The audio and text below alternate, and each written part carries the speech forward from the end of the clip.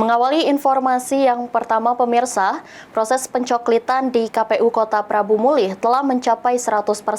Untuk masyarakat yang belum tercoklit, diminta KPU untuk melapor ke petugas PPS di Kelurahan Desa. Ketua KPU Kota Prabu Mulih, Marta Dinanta, mengatakan proses pencoklitan telah dilaksanakan KPU Kota Prabu Mulih sudah mencapai 100%. Ada sebanyak 547 petugas Pantarlih yang ada di Kota Prabu Mulih melaksanakan tugas pencoklitan dengan mendatangi dari rumah ke rumah.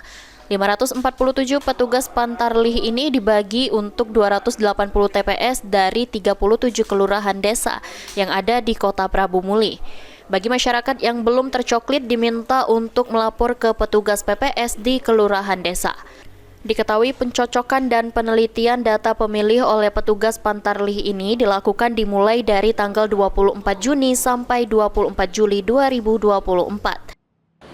Ini kan sampai tanggal 24 Juli masih dalam proses tahapan coklit, maka bagi masyarakat yang belum tercoklit untuk dapat berperan aktif sehingga kami bisa mendata untuk mencoklit kembali bagi masyarakat yang merasa dirinya belum tercoklit oleh Pantarlih kami. Bisa datang ke mana itu, Pak?